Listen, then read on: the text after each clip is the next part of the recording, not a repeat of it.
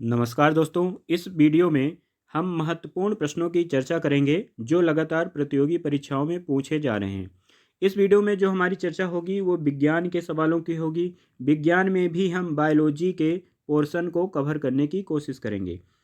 Biology के हम उन तमाम सवालों को इस वीडियो में एकत्रित कर दिए हैं जो लगातार प्रतियोगी परीक्षाओं में पूछा जा रहा है, चाहे वो आपका एमपी पुलिस का पेपर हो, एमपीएसआई का पेपर हो, एसएससी सीजीएल का पेपर हो, एमपी पीएससी का पेपर हो, या ऐसे कोई भी एग्जाम हो जिसमें बायोलॉजी मेंशन है या विज्ञान मेंशन है उसमें बायोलॉजी पूछा जाता है।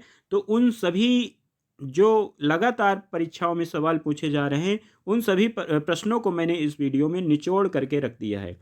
तो आशा करता हूँ ये वीडियो आपको उपयोगी होगा। तो परीक्षा में जाने से पहले निश्चित ही इस वीडियो को आप देखें। तो जीव विज्ञान को पढ़ने से पहले हम शुरू करते हैं महत्वपूर्ण सवालों से ही। तो बायोलॉजी बायोलॉजी देखिए दोस्त, एक शब्द है। बायोलॉजी एक शब्द है और इस शब्द को किसने दिया था?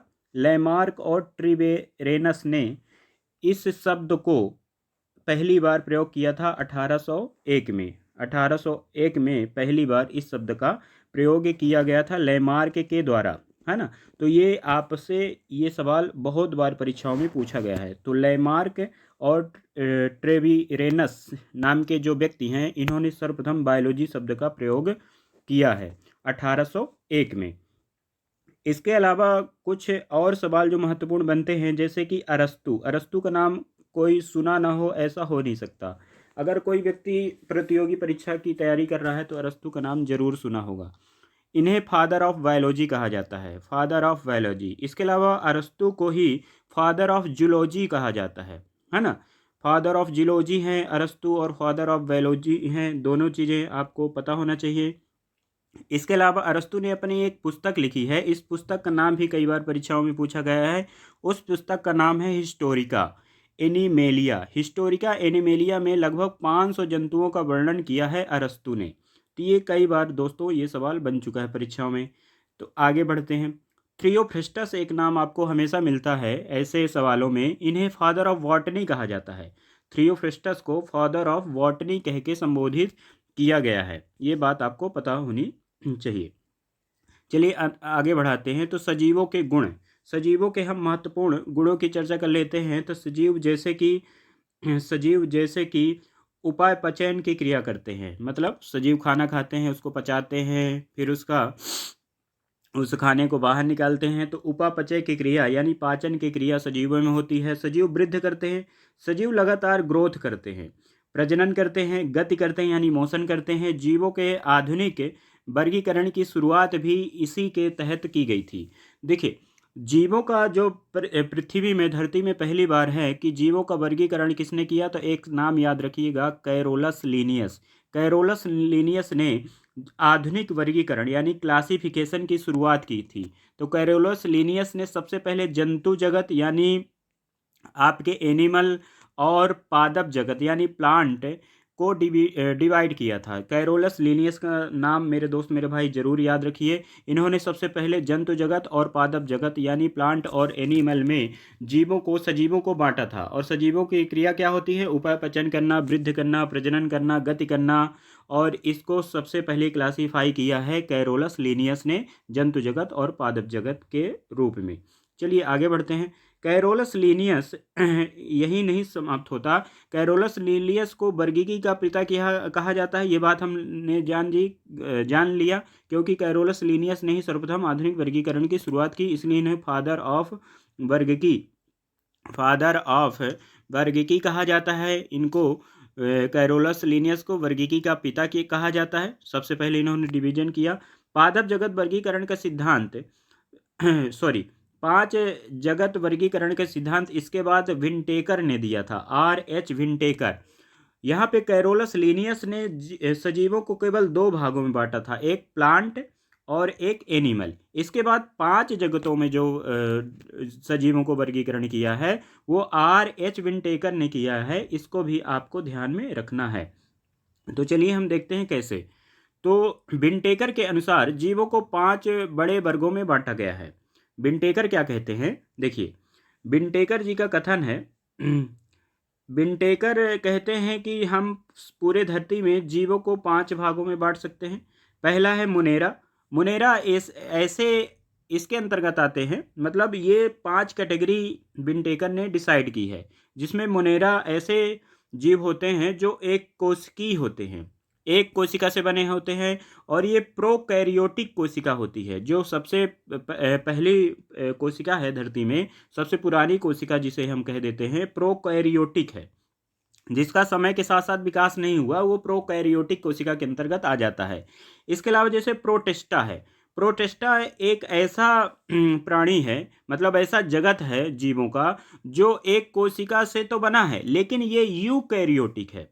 प्रोटिस्टा भी एक कोशिका है और मुनेरा भी एक कोशिका है, लेकिन प्रोटिस्टा और मुनेरा में डिफरेंस ये है कि मुनेरा एक कोशिकी है लेकिन प्रोकैरियोटिक है, और प्रोटिस्टा एक कोशिकी तो है लेकिन यूकैरियोटिक है। यानी मुनेरा यूकैरियोटिक में जाता है और मुनेरा प्रोकैरियोटिक में जाता है और प्रोटिस्टा यूकैरियोटिक में जाता है। ये आपको अंतर स्पष्ट रहना चाहिए हमेशा परीक्षा देते समय। कवक क्या होते हैं? बहुकोशिकीय होते हैं, मल्टी सेलुलर होते हैं, जिसमें जीव यूकैरियोटिक होते हैं, है ना। यूकैरियोटिक ही प्रोकैरियोटिक कोशिकाओं का धीरे धीरे अंत हुआ। इसके बाद जितनी भी कोशिकाएं आगे बढ़ती गई, जटिल होती जाएंगी, जटिल संरचना होता जाएगा कोशिकाओं का, वो यूकैरियोटिक के अंतर्गत आते जाएंगे। तो जैसे जो कवक है, वो कवक है मल्टी सेलुलर होता है, मतलब बहुकोशिकीय होता है, और ये यूकैरियोटिक जीव होता है। कवकों में कोशिका यानी जो कोशिका भित्त होती है, जो सेल वॉल होती है, वो काइटिन की बनी होती है। सेल वॉल काइटिन की बनी होती है, जो जटिल शर्करा की बनी होती है। ये एक शर्करा है। कोशिका भित्त काइटिन नामक एक जटिल संरचना की बनी होती है, किसमें? कवक में। इसके अलावा जो पादप जगत है माफ करिए, थोड़ा स्वास्थ्य डाउन है। जो पादप जगत होता है वो सेलुलोज का बना होता है। सेलुलोज का बना होता है। इसकी कोशिका भित्त जो क्या होती है, सेल वॉल होती है, वो सेलुलोज की बनी होती है, जबकि कवच में वो कोशिका भित्त काइटिन की बनी होती है, और पादप में सेलुलोज की बनी होती है। ये भी बहुकोशिकी यूकैरियोटिक होते हैं। पादप जगत भी यूकैरियोटिक है और कवक जगत भी यूकैरियोटिक है, लेकिन यहाँ पे कोशिका जो भित्त है काइटिन की बनी होती है, यहाँ कोशिका जो भित्त है सेलुलोज की बनी होती है। परीक्षा में ऐसे सवाल घुमाते हैं। प्रोटिस्टा भी एक कोशिकी है लेकिन यूकैरियोटिक है। मुनेरा भी एक कोशिकी है लेकिन प्रोकैरियोटिक है। इसके अलावा देखिए, सभी चाहे कवक हो चाहे पादप हो, वो मल्टी सेलुलर है और यूकैरियोटिक कोशिका के बने हुए हैं। आगे बढ़ते हैं तो जैसे जंतु जगत है। जंतु जगत एक कोशिकी नहीं होता, बहुकोशिकीय होता है, मतलब मल्टी सेलुलर होता है। जैसे प्राणी, इंसान है, जीव जंतु है कोई, तो बहुकोशिकीय होता है और विषमपोषी होता है, यूकैरियोटिक कोशिका का बना होता है। कभी डिटेल से चर्चा होगी इस वीडियो में। आप एग्जाम पॉइंट ऑफ व्यू से इन प्रश्नों के उत्तर ज़्यादा से ज़्यादा ले लें। एग्जाम पॉइंट ऑफ व्यू से सारे सवालों का मैं जवाब दे रहा हूँ यहाँ पे। तो जैसे अगर मैं अन्य बात करूँ तो आपको पता होना चाहिए ब्रायोफाइटा क्या होता है। ये कई बार समझ में नहीं आता बच्चों को। ब्रायोफाइटा का पादप वर्ग उभयचर कहा जाता है। जो ब्रायोफाइटा के जीव जंतु होते हैं वो उभयचर कहलाते हैं। जैसे मगरमच्छ है, सर्प है, वो उभयचर के अंतर्गत आते हैं। मतलब ऐसे जगत जो पानी में भी निवास कर सकते हैं। एम्फीबिया कह देते हैं ऐसे जगत को हम। एम्फीबिया वो प्राणी होते हैं जो कि पानी में भी रह सकते हैं और स्थल में भी रह सकते हैं। जिम्नोस्पर्म के पौधे नग्न बीजी होते हैं। इसके बीज फलों के अंदर नहीं होते। पेरीफेरा एक संघ होता है जिसमें सामान्यतः स्पंज के नाम से जाना जाता है। पेरीफेरा संघ को हम स्पंज के नाम से जानते हैं। इसके अलावा टीना फेरा होता है। टीना फेरा के सदस्यों को हम कॉब जेली कहते हैं। टीना फेरा के सदस्यों को कॉब जेली के नाम से जाना जाता है। प्लिस्टे हेलिनमी सॉरी प्लेटी हेलमिनथ्रीज थोड़ा सा टफ नाम है, इसको पढ़ने में कठिनाई होती है। जिसको प्राणी चपटे होते हैं। इस वर्ग के, इस संघ के प्राणी चपटे होते हैं, जिन्हें चपटे कृमि भी कहा जाता है। कृमि कह सकते हैं आपको इनको। जो निमिटोडा प्राणियों का शरीर अनुप्रस्थ काट में गोलाकार होता है और इन्हें गोला कृमि भी कहा जाता है। तो प्लेटी हेलमिनथ्रीज जो चपटे कृमि होते हैं उन्हें गोलाकार कृमि के नाम से भी जाना जाता है। आर्थ्रोपोडा क्या होता है? आर्थ्रोपोडा प्राणी जगत का सबसे बड़ा संघ होता है। आर्थ्रोपोडा पूरे प्राणी जगत का सबसे बड़ा संघ होता है आर्थ्रोपोडा। ये वहीं पे मोलस्का क्या होता है, जंतु जगत का सबसे बड़ा संघ होता है। आर्थ्रोपोडा पूरे प्राणी जगत का, जिसमें प्लांट भी शामिल है और एनिमल भी शामिल है, जबकि मोलस्का क्या होता है, जंतु जगत का यानी एनिमल ग्रुप का सबसे बड़ा प्राणी मोलस्का होता है। ये बात आपको पता होनी चाहिए। चलिए वीडियो को आगे बढ़ाते हैं। वीडियो को आगे बढ़ाने से पहले मैं आपसे कहना चाहता हूँ, यदि वीडियो आपको अच्छा लग रहा हो तो अपने दोस्तों तक शेयर करें, चैनल को लाइक करें और शेयर करें, और इस वीडियो को ज़रूर पूरा देखें। इसके अलावा जो एग्जाम पॉइंट ऑफ व्यू से, यहाँ पे स्पेलिंग एग्जाम पॉइंट की थोड़ा सा मिस हो गई है, टाइपिंग मिस है, उसको आप अन्यथा नहीं लेंगे। तो जैसे एग्जाम पॉइंट ऑफ व्यू से बात करूँ तो मगरमच्छ का जो हृदय होता है वो 4 प्रकोष्ठों से बना होता है। डायफ्राम आपने देखा होगा, डायफ्राम की उपस्थित स्तनधारियों का मूलभूत लक्षण होता है। स्तनधारी यानी ऐसे व्यक्ति जिनमें स्तन पाए जाते हैं, जिसको मैमल्स भी कहा जाता है, इनमें डायफ्राम की उपस्थिति अनिवार्य है। डायफ्राम एक मूलभूत इनका लक्षण होता है। जैसे कि ब्लू व्हेल में भी डायफ्राम पाया जाता है, और ब्लू व्हेल पूरे स्तनधारियों में सबसे विशाल जीव है।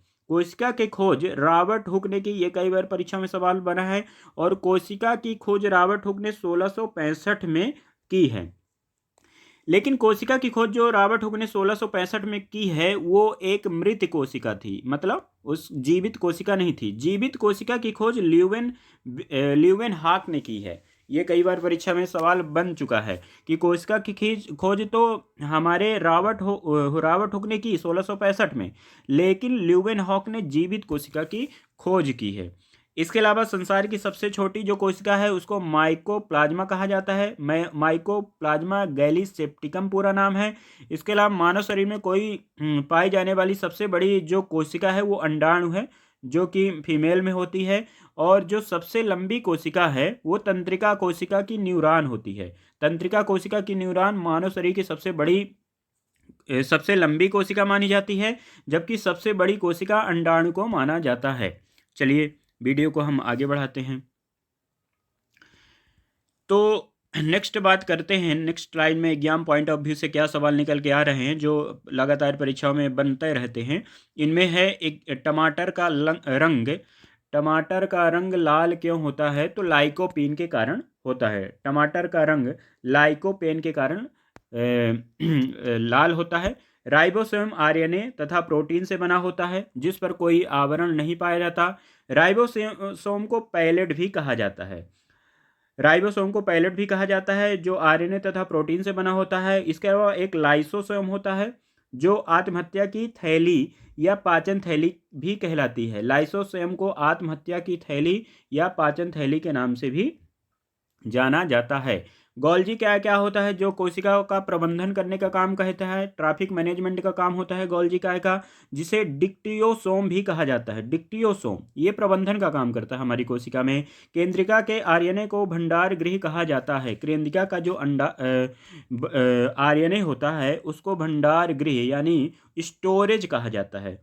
ग्रेगर जॉन मेंडल को आनुवांशिकी का क्या कहा जाता है, जनक कहा जाता है। ग्रेगर जॉन मेंडल को आनुवांशिकी का जनक कहा जाता है। मनुष्य में 23 जोड़े और 46 गुणसूत्र पाए जाते हैं। 23 जोड़े के रूप में हो सकते हैं, 23 का डबल करेंगे तो 46 गुणसूत्र मनुष्य में पाए जाते हैं। चलिए आगे बढ़ते हैं।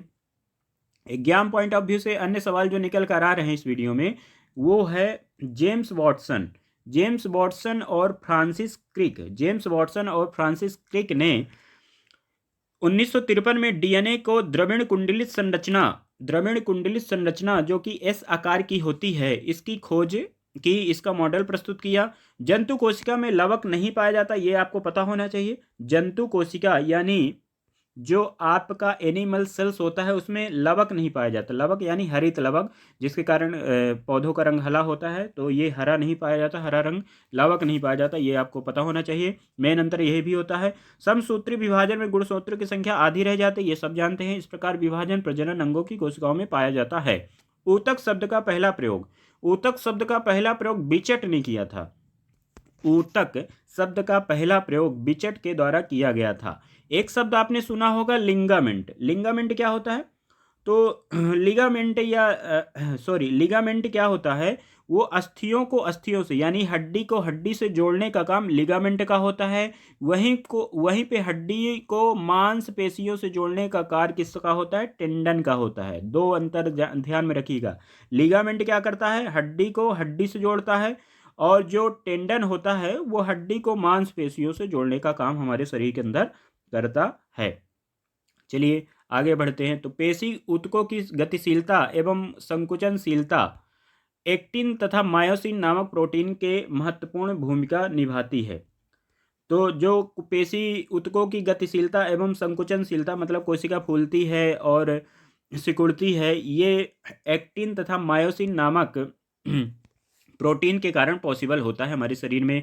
ग्रास नली जिसे इसोफेगस भी कहा जाता है, इसमें क्रमाकुंचन के द्वारा भोजन नीचे की ओर खिसकता है। क्रमाकुंचन यानी सिकुड़ना और फैलना, ये प्रक्रिया के फलस्वरूप भोजन नीचे की ओर खिसकता है। आत्र रस इसमें माल्टेज, सुक्रेज, लैक्टेज एंजाइम उपस्थित होते हैं। यानी आत्र में जो रस बनते हैं उसमें भी एंजाइम होते हैं, जैसे माल्टेज, सुक्रेज, लैक्टेज एंजाइम, ये सब आत्र रस में पाए जाते हैं। ये परीक्षाओं में सवाल कई बार पूछे हैं मेरे दोस्त मेरे भाई। पित्त रस जो होता है उसमें पित्त रस यकृत के द्वारा स्रावित किया जाता है, जो कि पित्ताशय में संचित होता है। यानी पित्त रस से जो यकृत से निकलने वाला जो रस होता है उसे पित्त रस कहते हैं, और वो अंतिम में जाके पित्ताशय में संचित होता है। अग्नाशय रस अग्नाशयी कोशिकाओं द्वारा स्रावित होता है। लार में टाइलिन होता है। लार में जो मुख में लार होता है उसमें टाइलिन तथा लाइसोजाइम होता है। लाइसोजाइम तथा टाइलिन नामक एंजाइम पाए जाते हैं। यकृत में ग्लूकोज को ग्लाइकोजन के रूप में यकृत में जो ग्लूकोज होता है वो ग्लाइकोजन के रूप में संचित रहता है। तो अगर परीक्षा में सवाल पूछता है कि लीवर में जो ग्लूकोज होता है वो किस रूप में रहता है, तो ग्लाइकोजन के रूप में रहता है। मतलब जो ग्लूकोज है वो ग्लाइकोजन के रूप में रहता है, ना कि ग्लूकोज के रूप में रहता है। मानव शरीर की सबसे बड़ी ग्रंथि कोई पूछे तो यकृत है, यानी लीवर है। मानव शरीर की सबसे बड़ी ग्रंथि लीवर है। इसी तरह ऑक्सीजन की कमी को हाइपोक्सिया कहा जाता है। ऑक्सीजन की कमी को हाइपोक्सिया कहा जाता है, ये पता है आपको। तो ऑक्सीजन की कमी को हम हाइपोक्सिया के नाम से भी जानते हैं। परीक्षा में कई बार ये सवाल बन चुके हैं। तो इसीलिए मैं कह रहा हूँ मेरे दोस्त मेरे भाई, एग्जाम पॉइंट ऑफ व्यू से ही हम सवालों को लेकर आपके सामने आए हैं, और इस वीडियो को आप पूरा देखने की कोशिश करें, और हर प्रतियोगी एग्जाम देने से पहले इस वीडियो को एक बार जरूर देखें।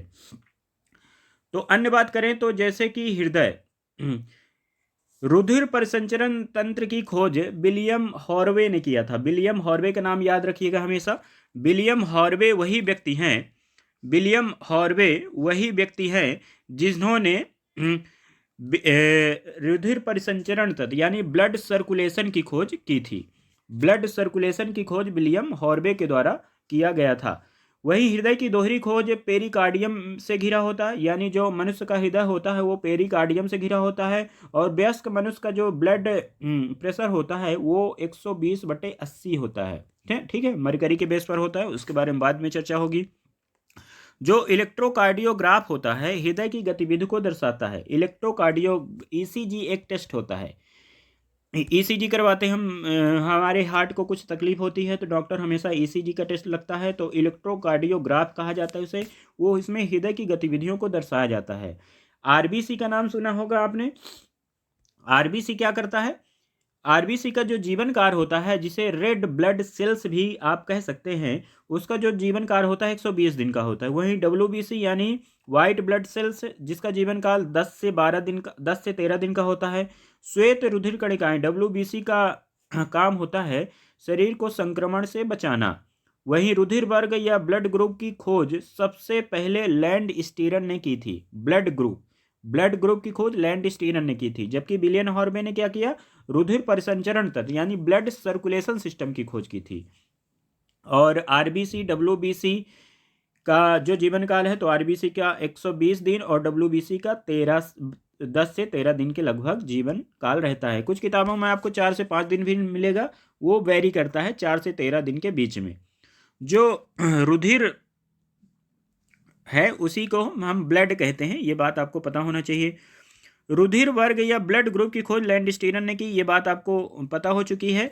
ओ जो रुधिर होता है यानी ओ ब्लड वर्ग होता है वो सर्वाधिक यूनिवर्सल डोनर कहलाता है, जबकि ए बी जो ब्लड होता है सर्वाधिक ग्राहक एक्सेप्टर कहलाता है, यूनिवर्सल एक्सेप्टर। नेफ्रॉन जो किडनी की संरचनात्मक और क्रियात्मक इकाई होता है, नेफ्रॉन। ये बात भी आपको कई बार परीक्षा में देखने को मिली होगी।